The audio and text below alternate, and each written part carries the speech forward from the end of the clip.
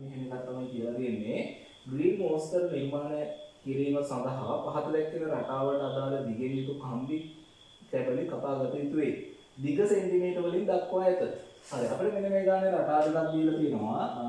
ඒක කියන්නේ ග්‍රීන් මොස්ටර් නිර්මාණය කරගන්න රටා දෙකක් පාවිච්චි කරනවා කියලා. ඒ රටාව විදිහට දීලා තියෙනවා 2 5 8 11 අන්න ඒ ආකාරයෙන් යන එක B රටාව දීලා තියෙනවා 1 2 4 8 ආකාරයෙන් යන එක. දැන් ඔයාලා දන්නවා ඔයාලගේ සිලබස් එකේ තියෙන සංඛ්‍යා රටාව වර්ග දෙකයි එක රටාවක් සමාන්තර ශ්‍රේණියෙන් උඩ අනිත් රටාව උදේ ගුණෝත්තර ශ්‍රේණිය බවට පත් වෙනවා. දැන් මෙතනදී ඔයාලා පරීක්ෂා කරන්න ඕන මේ සංඛ්‍යා රටාවේ ඔයාලා දන්නවා සමාන්තර ශ්‍රේණියක් වෙන්න නම් අනුයාත පද අතර අන්තරය සමාන වෙන්න ඕන. ගුණෝත්තර ශ්‍රේණියක් වෙන්න නම් අනුයාත පද අතර අනුපාතය සමාන වෙන්න ඕන. හරියට අපි මොකද චෙක් කරලා බලමු 5 එකක් අඩු ග්‍රාම් 3යි 8 5ක් අඩු ග්‍රාම් 3යි 11ක් 8ක් අඩු ග්‍රාම් 3යි. එහෙනම් මෙතන අන්තරය සමාන වීමක් සිද්ධ වෙනවා. එහෙනම් ඒ රටාවේට සමාන්තර ශ්‍රේණියක් විතර අඳුරා ගන්න පුළුවන් වලද. හැබැයි මේ B රටාව ගත්තොත් දෙකෙන් එකක් අඩු ග්‍රාම් 1යි 4න් එකක් අඩු ග්‍රාම් 2යි 8න් 4ක් අඩු ග්‍රාම් 4යි.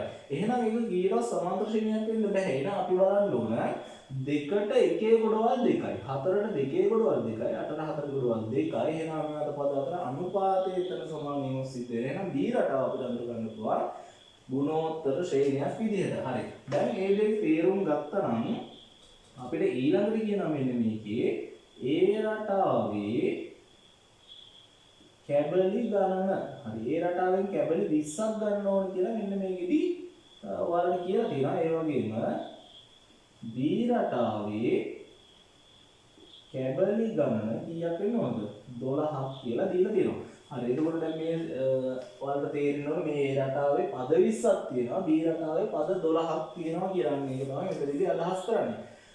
අපි මේ ප්‍රශ්න වලට අපිට පළවෙනි ප්‍රශ්නේ මෙහෙම එකක් කියනවා. ඉහත A හා B රටාවල දැක්වෙන සංඛ්‍යා අනුක්‍රම කවර වර්ගයේ ශ්‍රේණියේද? දැන් අපි මේ අඳුරගත්තනේ A රටාව සමාන්තර ශ්‍රේණියක් B රටාව ගුණෝත්තර ශ්‍රේණියක්. හැබැයි පුතේ මේ අඳුරගෙන ඔයාලට මේක සමාන්තර ශ්‍රේණියක් ගුණෝත්තර ශ්‍රේණියක් කිව්ව ඵලයට ලකුණු හම්බෙන්නේ නෙමෙයි. අපි මෙතනදී ඒක පෙන්වන්න ඕන. කොහොමද පෙන්වන්නේ ඔයාලා දන්නවා. අපි ඉස්සෙල්ලා බලමු A රටාව සලකමු. දැන් මම ඉතින් කරන්නේ ඒ රටාව සලකුණ. ඒක සමාන්තර ශ්‍රේණියක් වෙලා තියෙන. ඒක සමාන්තර ශ්‍රේණියක් බව පෙන්නනම් වල පසුපදයෙන් පෙර ආදයෙන් හැම වෙලාවෙම අඩු කරලා පෙන්නන්න ඕන. අපි අවස්ථා දෙකක් හෝ තුනක් යොදා ගන්න ඕනේ. එහෙනම් පසුපදයේ T2 T එක ගත්තම පහෙන් දෙකක් අඩු කරාම පුතේ 3යි. ඊට පස්සේ අපි T3ෙන් අඩු කරනවා T2ක්. එතකොට තේරෙනවා 8න් 5ක් අඩු කරාම ඒ පුතේ 3යි. දැන් ඔයාලට කියන්න පුළුවන් අවස්ථා දෙකකදී අනුයාත පද අතර අන්තරය සමාන වෙනවා. එහෙනම් මෙතනදී පැහැදිලි කිරීමක් කරන්න ඕන ඒ රටාවේ අනුයාත පද අතර අන්තරය සමාන වේ. එම නිසා අපිට කියන්න පුළුවන් ඉහත ඒ රටාව සමාන්තර ශ්‍රේණියක් කියලා. ඉහත ඒ රටාව සමාන්තර ශ්‍රේණියකි. හරි. දැන් පැහැදිලි සමාන්තර ශ්‍රේණියක් කියලා පෙන්නන්න කොහොමද කියලා ඔයාලා මෙතනදී අනිවාර්යයෙන් මේ වැඩේ කරන්න. පසුපදයෙන් පෙර අධ්‍යය අඩු කරලා එන අගය සමානින් මම මෙතනදී කිව්වා අනුයාත පද අතර අන්තරය සමාන වෙනවා. අනුයාත පද අතර පුතේ අන්තරය සමාන වෙනවා. අපිට කියන්න පුළුවන් ඒ රටාව සමාන්තර ශ්‍රේණියක් කියලා. අන්තරය කියන්නේ වෙනසම තමයි. මේක ඔයාලට අනුයාත පද අතර වෙනස සමානයි කියලා කියන්නත් පුළුවන්. හරි. දැන් මම යනවා B රටාවට. දැන් බලන්න B රටාව අපි අඳුරගත්ත කලින් පුතේ මේක ඇවිල්ලා මොකද්ද? මේ රටාව A රටාව වලට B රටාව සලකුව B රටාව ගුණෝත්තර ශ්‍රේණියක්. උඩ ගුණෝත්තර ශ්‍රේණියක් බව පෙන්වන්න නම් ඔයාලා පසුපදයේ පෙර පදයෙන් බෙදලා පෙන්වන්න ඕන. පසුපදයේ පුතේ 2 වෙනකොට T2 2ක් වෙනකොට T1 එකක් වෙනවා. දෙකට එකේ කොටවල දෙකක් බවට පත් වෙනවා. ඊළඟට T3 T2කින් බෙදලා පෙන්නනවා. T3 කියන්නේ තුන්වෙනි පදේ, T2 කියන්නේ දෙවෙනි පදේ, තුන්වෙනි පදේ 4යි, දෙවෙනි පදේ 2යි, හතරකට දෙකේ කොටවල 2යි. දැන් මෙතනදී අනුපාතය සමාන කියලා අපි පෙන්නලා තියෙනවා. දැන් කියන්න ඕනේ එම නිසා B රටාවේ අනුයාත පද අතර අනුපාතය සමාන වේ. අනුපාතය පුතේ සමාන වෙනවා. එහෙනම් කියන්න බෑ ඉහත එම නිසා ඉහත B රටාව ගුණෝත්තර ශ්‍රේණියකි. හරි. දැන් පැහැදිලි උත්තරේ ගත්ත විදිය මෙන්න මේ විදිහට ලියන්න පුරුදු වෙන්න. එහෙම වුණොත් ඔයාලට සම්පූර්ණ ලකුණු ගැනීමේ හැකියාව තියෙනවා. හරි. එහෙනම් පළවෙනි ප්‍රශ්න උත්තරේ පැහැදිලි. දැන් අපි යනවා දෙවෙනි ප්‍රශ්නෙට. මම මේක මකන්නම්. දෙවෙනි ප්‍රශ්නේ මොන වගේ දෙයක්ද කිව්වේ. දැන් අපි මෙතනදී අඳුරගත්තනේ A රටාව සමාන්තර ශ්‍රේණියක් B රටාව ගුණෝත්තර ශ්‍රේණියක් කියන මෙතනදී අපි ලියාගන්නේ කොහොමද? මේක ඇතුළේ පුතේ සමාන්තර වෙනකොට B රටාව සමාන්තර ශ්‍රේණියක් වෙනකොට මෙන්න මේ රටාව පුතේ මොකක් බවටපත් වුණාද? ගුණෝත්තර වුණා. මේ රටාව ගුණෝත්තර වුණා. මෙතන කෙටේ ලියන මේක ගුණෝත්තර වුණා. මේක සමාන්තර වුණා. මොන විදිහට ලියාගන්න ඒක උඩවල වෙන්න උත්තර දෙන්න පහසුයි. දැන් මේ දෙවෙනි ප්‍රශ්නේ මේක මෙහෙම දෙයක් කියනවා. දෙවෙනි ප්‍රශ්නේ කියනවා එක් එක් රටාවේ කැබලි තබාගත් විට A රටාවෙන් හා B රටාවෙන් ලැබෙන දිගම කම්බි කැබලි දිගෙහි දිග වෙන වෙනම හරිය. දැන් ඔයාලා දන්නා A රටාවේ සම්පූර්ණ කැබලි ගන්න 20යි. එහෙනම් අවසාන පදේ 20ක් වෙන්න ඕන. මේක පිළිවෙලට වැඩි වෙන එකක්. හින්දා 20 වෙනි පදේ තමයි A රටාවේ දිගම කම්බිය වඩපත් වෙන්නේ. ඒතකොට B රටාවේ කැබලි ගන්න 12යි. එහෙනම් මේ රටාව වැඩි වෙන එකක්. එහෙනම් 12 වෙනි පදේ තමයි B රටාවේ වැඩි බලය වඩපත් වෙන්නේ. හොඳයි. දැන් ඔයාලා දන්නවා A රටාව ගන්න ඕන මේකේ පදයක් අහන හින්දා දන්නවල සූත්‍රය Tn සමානයි A ධන n ඍණ ප්‍රවාහයක් D.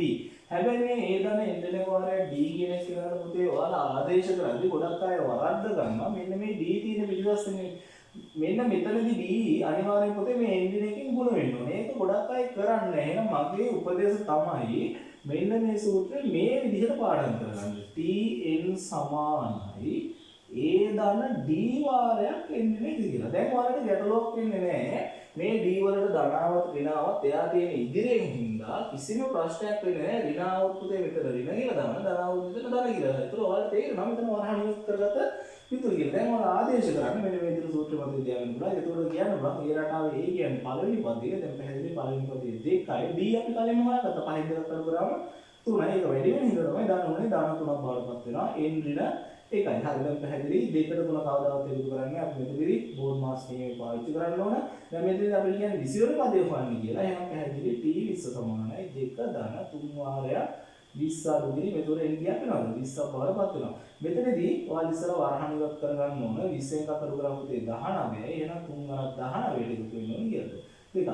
දෙවරක් දෙක එකතු කිරීම 3 වරක් 19. 3 වරක් 9 27න් 7යි. ඉතිරි දෙකයි 3 වරක් 3යි 2යි 5ක් වෙනකොට 57යි දෙක පුතේ 59ක් වෙලා මේ ඒකක දීලා දෙන්න සෙන්ටිමීටර වලින් එහෙනම් දැන් උත්තර දෙන්න ඕනේ. ඒ නිසා ඒහි දිගම කම්බිය සමාන වෙනවා සෙන්ටිමීටර 59 වෙන විදිහට විදිහට පැහැදිලි. අපි ඒක සමාන්තර ශ්‍රේණියක් විදිහට අඳුරගත්තා. ඒක සමාන්තර ශ්‍රේණි ආදයක් වගේ සූත්‍රයක් පාවිච්චි කරලා විතර ගත්තා. හරි දැන් මම යනවා එහෙනම් B රටාවට යනවා. B රටාවේ වල ගන්න මේක ගුණෝත්තර ශ්‍රේණිය පදයක් වන සූත්‍රයේ A වාරයක් R ගේ n දින එක්කිරි වල. දැන් පැහැදිලි අපිට හොයන්න තියෙන T12 මොකද ඔයාලා අඳුරගත්තා මේකේ දිගම කම් වෙන්නේ 12 වෙනි කන්දේ කියලා. ඒතර පැහැදිලි B රටාවේ පළවෙනි පදේ පුතේ 1යි R අපි හොයාගත්ත කලින්ම දෙකට එකේ කොටවල දෙකක් හින්දා R දෙකක් වෙනවා. n කියන්නේ 12 රින ඒක දැන් ආවිෂ කරන්නේ මේක දර්ශක ආකාරයෙන් තියෙන්නේ දෙකේ 12 එක කරගන්න 11 වෙනි වල. එහෙනම් එකෙන් ගුණ කරාම පුතේ ඒ උත්තර වෙන්නේ මේ උත්තර දෙන්න දෙකේ 11 වෙනි වල. දැන් දෙකේ 11 වෙනි වල ඔයාලට සීක්ත වෙනවා හොයන්න. දෙකේ 11 වෙනි වලේ ඔයාලට දර්ශක විදි පාවිච්චි කරන්න පුළුවන්. මම මේක ඉදිරියට දෙන්නේ ඉතින් මේක ලියන්න පුළුවන් දෙකේ 10 වෙනි වලේ ඉතින් දෙකේ 1 වෙනි වලේ කියලා. දැන් මේ දෙකේ 10 වෙනි වලේ ඔයාලට පාඩම් නැත්තම් තවදුරටත් මේක විස්තර කරන්න පුළුවන්. නැත්තම් ඔයාලට මේක එක දිගට ලියලා ගැනීම හැකියාවක් තියෙනවා. නැත්නම් මෙන්න මේක හදා ගන්න පුළුවන්. දෙකේ 10 වෙනි ගාලේ කියන දෙකේ 5 ගුණ කිරීම දෙකේ 5 වල ගන්නවා දර්ශන විදි පාවිච්චි කරන්න පුළුවන්. හරි. එතකොට දැන් දන්නවා මේ දෙකේ 5 කියන්නේ 32 ගුණ කිරීම කියලා දෙක. හරි. ඔන්න ඔය විදිහට හදා ගන්න පුළුවන්. එහෙම නැත්නම් කාට හරි සාමාන්‍ය ක්‍රමයේ පාවිච්චි කරලා දෙකේ 11 සිම්බලේ දෙකේ 11 ප්‍රසාරණය කරන්න පුළුවන්. දෙවරක් දෙක ගුණ කිරීම 3යි 4යි 5යි 6යි 7යි 8යි 9යි 10යි 11 දැන් 11ක් ලියාගෙන තියෙනවා. දෙකේ සංඛ්‍යා 11 ලියාගෙන තියෙනවා. ගණන් කරන්නේ 1 2 3 4 5 6යි 7යි 9යි 10යි 11 දැන් මොකද කරන්නේ? දෙවරක් දෙක 4යි 4ක් දෙක 8යි 8ක් දෙක 16යි 16ක් දෙක 32යි 64යි 126යි 512යි 1224යි 2048යි දෙකේ 12 වෙනි වල 2048ක් බවටපත් වෙනවා. මෙතන මෙයාගේ උත්තරේ එනවා 2048 පිළිතුර එන්න ඕන පුතේ මොනවාද? सेंटीमीटर वली हर දැන් උත්තරේ ගත්තේ පැහැදිලි ඔයාලට තේරෙන්න ඕන මේ සමාන්තර ශ්‍රේණියක් විතර හදන කෙනාගේ තිගම කන්දේ සෙන්ටිමීටර 59ක් වෙනකොට පුතේ මෙයා වෙනවා සෙන්ටිමීටර් 2048 හරි දැන් අපි බලමු සෙන්ටිමීටර වලින් දීලා තියෙන එහෙනම් මෙතන අපි මේ මීටර වලට හරවගත්තොත් මීටර 20 උත් සෙන්ටිමීටර 48 ලොකු ප්‍රමාණයක් මෙතනදී එනවා පැහැදිලි වෙන්න ඕන. හරි මම යනවා තුන්වෙනි ප්‍රශ්නෙට. අපි බලමු තුන්වෙනි ප්‍රශ්නේ මොකක්ද කියන්නේ කියලා. තුන්වෙනි ප්‍රශ්නේ මෙහෙම දෙයක් තියෙනවා. A රටාවේ 11 වෙනි පදයේ සොයන්න. එමාගේ B රටාවේ කීවෙනි පදයේදයි සොයන්න. අපිට කියනවා A රටාවේ 11 වෙනි පදේ හොයන්න කියලා. එහෙනම් දානවා අපේ සූත්‍රයේ T සමානයි. අපි ඉස්සර මේක ලියමු A රටාව කියලා. මොකද රටා දෙකක් තියෙන හින්දා A රටාව සලකමු. A රටාව සලකමු. මේක දැන් අපිට හොයන්න කියන්නේ පදයක් හින්දා වල සූත්‍රය දාන T සමානයි A දාන D වාරයක් n දින එක.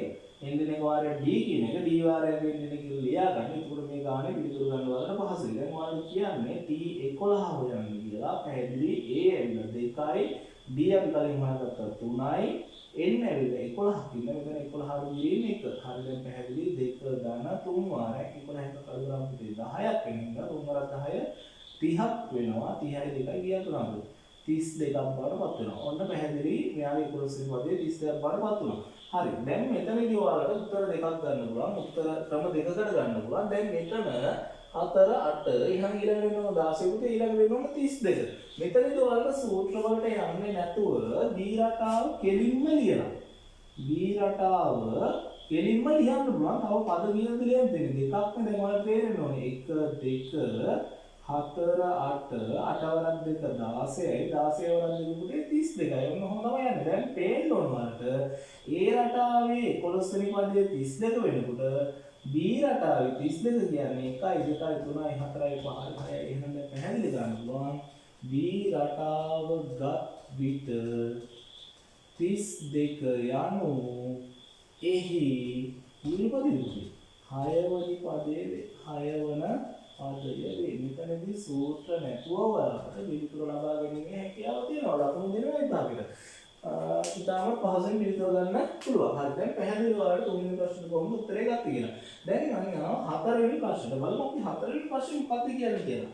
මේ හතරවෙනි ප්‍රශ්නේ කියනවා A රටාවෙන් දැක්වෙන කම්බි කැබලි කපා ගැනීම සඳහා කම්බි දෙකක් ප්‍රමාණවත් බව පෙන්වන්න. ඊට උඩින් දීලා තියෙනවා මෙම කම්බි කැබලි කපා ගැනීම සඳහා 4 මීටර දිගට කම්බි යොදා ගැනීම. හරි දැන් පැහැදිලි වෙන්න ඕන එක කම්බියකදී උදේ මීටර 4ක් වෙනවා. ඒ කියන්නේ මීටර 4 කම්බි කීයක් ඕන වෙනවද මේ A රටාව සම්පූර්ණයෙන් සකස ගන්න කියලා. දැන් එහෙනම් ඔයාලට පැහැදිලි වෙන්න ඕන මේ හතරවෙනි ප්‍රශ්නේ අහන්නේ පුතේ A රටාවේ මුළු පද ගණනේ එකතු. ඒ කියන්නේ පුතේ SN ගැන තමයි අහන්නේ. දැන් ඔයාලා දන්නේ SN වල සූත්‍ර දෙකක් තියෙනවා කියලා. එකක් තමයි n බෙදීම දෙක වාරයක් 2යි A දාන D වාරයක් n දින එක. මෙතනත් මම D ඉස්සරහට ගන්නවා n දින එක වාරයක් D කියලා නැතුව D වාරයක් n දින එක කියලා පාඩම් කරගන්න වාරය. එතකොට මෙතනදී උත්තරේ වර්ධින්නේ නැහැ. හැම වෙලාවෙම D ගන්න ඉතිරියට. ඊළඟ සූත්‍රය තමයි SN සමාන n බෙදීම 2 වාරයක් A දාන L. හරි දැන් මේ අපි ඉස්සර බලන්න මොකද මේ n බෙදීම 2 වාරයක් 2යි A දාන D වාරයක් n දින එකට වඩා n දාන බෙදීම 2 වාරයක් A දාන L පාවිච්චි කරන්න පුළුවන් කියලා. මේ A දාන L පාවිච්චි කරනවා නම් පද ගණන තියෙන්න ඕන. ඔයාලට පැහැදිලි මෙතන පද ගණන ඔක්කොම 12ක් කියලා දීලා තියෙනවා. 20ක් කියලා දීලා තියෙනවා. A වලගේ 2යි L. එතකොට අපි ඔයාලට පළවෙනි ඔයාලා යන්නකො දෙවෙනි ප්‍රශ්නේ ඔයාලා හොයාගත්තා A රටාවේ T20 කියන්නේ අවසාන පදයේ 59ක් බවට පත් වෙනවා කියලා. එහෙනම් පැහැදිලි මෙතන L අපි දන්නවා. දැන් ගැටලුව තුල අපි හොයාගෙන තියෙනවා.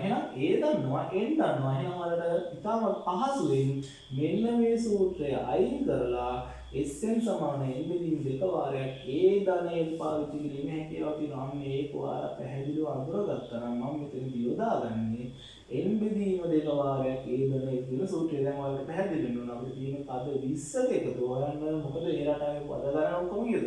20යි. එහෙනම් 20 බෙදීම 2 වාරයක් A 2යි අපි L හොයාගත්තා 50 9ක් කියලා දැන් පිළිතුර ගන්න 20ට දෙකේ ගොඩ හරියටම 2යි 10යි 2.59 පුතේ 61යි 10 කියලා 610ක් බවට පත් වෙනවා. දැන් මෙතනදී සෙන්ටිමීටර වලින් 610ක් එනවා මේ A රටාවේ පදවල එකතුව. දැන් මෙතනදී කියන්නේ කම්බි කැබලි දෙකක් ප්‍රමාණවත් බව පෙන්වන්න කියලානේ. හරි දැන් ඔයාලට පැහැදිලි වෙන්න ඕන කම්බි කැබලි දෙකක දිග. කම්බි කැබලි දෙකක දිග ගත්තොත් පුතේ 4 වරක් දෙකක් බවට පත් වෙනවා මීටර වලින්. ඒ කියන්නේ මීටර 8ක්. ඒ කියන්නේ සෙන්ටිමීටර පුතේ කියද්ද 800ක්. එහෙනම් මේ 800ට වඩා 610 කුඩා නිසා 400ට වඩා විශාල නිසා කම්බි කැබලි දෙකක් ප්‍රමාණවත්. අපි කොහොමද කියන්නේ? මෙන්න මෙහෙමයි කියන්නේ. 610 කුඩා වෙනවා පුතේ 800ට වඩා. සෙන්ටිමීටර 800ට වඩා කුඩා වෙනවා. ඒ වගේම විශාල වෙනවා සෙන්ටිමීටර 400ට වඩා. මේ සෙන්ටිමීටර 610 කියන එක සෙන්ටිමීටර 800ට සෙන්ටිමීටර 400ට අතර තමයි කියන්නේ. එහෙනම් කියන්න පුළුවන් ඒ නිසා ඒ රටාවේ කම්බි කපා ගැනීමට මීටර 4ක් දිග කම්බි දෙකක් ප්‍රමාණවත් වේ. එකක් මදි. මොකද මේ ප්‍රමාණය 400ට වඩා අඩුයි, දෙකක් ඇති 800ට වඩා අඩුයි. අන්න ඒක තමයි මෙතනදී කියන්නේ. හරි දැන් පැහැදිලි වෙනවා හතරවෙනි ප්‍රශ්නෙට උත්තරේ ගත්තා. දැන් මේ පස්වෙනි ප්‍රශ්නේ වල මොකද මේ කියන්නේ? පස්වෙනි ප්‍රශ්නේ එහෙම එකක් කියනවා. මෙන්න මොස්තරේ නිර්මාණය සඳහා අවශ්‍ය අවම කම්බි සංඛ්‍යාව හොයන්න. දැන් ඔයාලා දන්නවා මේ ඒ රටාවට ඕන වෙන්නේ අපිට පුතේ සෙන්ටිමීටර 610ක්. එහෙනම් B රටාවට අවශ්‍ය ප්‍රමාණය හොයාගත්තා නම් හරිය මෙතනදී. එහෙනම් මම මෙතනදී කරන්න ඕන B රටාව සලකලා එයාගේ පදවල අයිති වන සූත්‍රය පාවිච්චි කිරීම. මොකක්ද දන්නවා? එක සූත්‍ර දෙකක් දීලා දෙනවා. කැමති එකක් පාවිච්චි කරන්න පුළුවන්. ඒ වාරයක් මම මෙතන පාවිච්චි කරන R කියන බලය අඩු කිරීම. ඒකට R කියන සූත්‍රය පාවිච්චි කරනවා. මෙන්න මෙතනදී ඔයාලා දැනගන්න ඕන පද 12ක් එකතු හොයන්න. ඒකෝට A දන්නවා මෙතන 1යි. R අපි කලින් හොයාගත්ත පොදු අනුපාතය දෙකක් කියලා. දෙකේ අපිට ඕන වෙන පද 12ක් ඉන්න. දෙකේ 12 වෙනි බලයෙන් එකක් අඩු කරලා මෙතන R දෙකක් ඉඳලා දෙකේ දෙකක් අඩු කරන්න ඕනේ. ඒකෝට පැහැදිලි මෙතන එකකින් ගුණ කරා මේ උත්තරේමයි ඉන්නේ. දෙකේ 12 වෙනි බලයෙන් එකක් අඩු කරලා එනවා.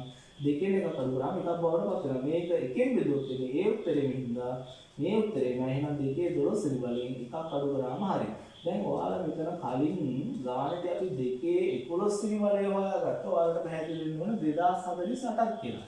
දෙකේ 11 වෙනි බලය 2048යි නම් පුතේ ඒ වගේ දෙකක් දෙකේ 12 වෙනි බලය වඩපත් වෙනවා. එහෙනම් 2048 ඒවා දෙකක් 4096. අන්න එයාගේ එකක් අඩු කරනවා. ඔබට පිළිතුරනවා 4095ක් වුණා වෙනද සෙන්ටිමීටර වලින්. හරි. දැන් B රටාවේ කම්බි කැබලි වල එකතුවක් අපි හොයාගත්තා. ඒ වගේම ඒ රටාවේ කම්බි කැබලි වල එකතුවක් අපි මෙතනදී හොයාගෙන තියෙනවා. දැන් අපිට පුළුවන් ඒ රටාවේ B රටාවේ දෙකේම එකතු හොයාගන්න. දැන් ඒ නිසා මම ලියන්න පුළුවන් ඒ රටාවේ එකතුව ධන B රටාවේ එකතුව සමාන වෙනවා. ඒ රටාවේ එකතුව අපිට ආව 610යි. B රටාවේ එකතුව ආව 4095. දැන් මේ දෙක එකතු කරන්නේ මොකක්ද වෙන්නේ කියලා බලන්න. 0.5 එකතු කරාම 5යි. 1.9 එකතු කරාම පුතේ 10.1ක් ඉතුරුයි. ඒකයි මේ 7ක් වෙනවා. මේ 4 විදිහට කරනවා 7ක් වෙනවා. 4705ක් වෙනවා සෙන්ටිමීටර වලින්. දැන් මෙතන අපිට අවශ්‍යයි මෙතන මේක මීටර වලට හරව ගන්න. මීටර වලට හරවගෙන බලන්න ඕන අවශ්‍ය වෙන කම්බි ප්‍රමාණය. එහෙම නැත්නම් ඔයාලා දන්නවා මීටර 4යි එක කම්බියකදී. එහෙනම් සෙන්ටිමීටර වලින් ගත්තොත් සෙන්ටිමීටර 400ක් බවට පත් වෙන්න ඕන. ඔයාලට කැමති ක්‍රමයක් පාවිච්චි කරලා පුළුවන් මේකට අවශ්‍ය කම්බි ප්‍රමාණය හොයාගන්න. මම කෙලින්ම උත්තරේ ලියන්නම් පුතේ. කම්බි ප්‍රමාණය සමාන වෙනවා අවශ්‍ය වෙන මුළු ප්‍රමාණය 4705ක් වෙනකොට අපිට දීලා තියෙන කම්බියක දිග මීටර 4ක් බවට පත් වෙනවා. එහෙනම් 4705 මීටර 4කින් බෙදවම උත්තරේ පැහැදිලිව අඳුර ගන්න පුළුවන්. ක්‍රම දෙකක් තියෙනවා. එක මේක මීටර වලට හරවන්න ඕනේ. එහෙම නැත්නම් මෙයා සෙන්ටිමීටර වලට හරවනවා. මීටර වලට හරවන්න මීටරයක් කියන්නේ සෙන්ටිමීටර 100ක් කියලා එක ස්ථානයේ 10 ස්ථානයේ වෙන් කරගත්තා. වස්ස වලට අඳුර ගන්න පුළුවන්. මෙතන මීටර 47ක සෙන්ටිමීටර 5කුත් තියෙනවා. අන්න ඒ ප්‍රමාණය 4ෙන් බෙදන්න ඕනේ. හරි දැන් කල්පනායකට යන අපි 47ට 4 ගොඩවල් ප්‍රමාණය බැලුවොත් පුතේ කීයක් තියෙනවද? 11ක් තියෙනවා. එතකොට මේක 48ක් වෙලා නැහැ. මේක අපිට හරියටම කියන්න බෑ කම්බි ප්‍රමාණය පූර්ණ සංඛ්‍යාවකට. හැබැයි නිගමනය කරන්න පුළුවන් 47ට 4 කොටවල් එකයි. තවත් ඉතිරි වෙන හින්දා මේක ආසන්න වශයෙන් සමාන වෙනවා පුතේ කීයකටද? 12කට සමාන වෙනවා. 12කට කැබලි 12කට සමාන. මේක තේරුම් ගන්න ඔයාලට පහසුයි. 4 වරක් 12 48යි. හැබැයි මෙතන 47ක් තියෙන්නේ. 47ට 4 කොටව ගත්තොත් 11යි.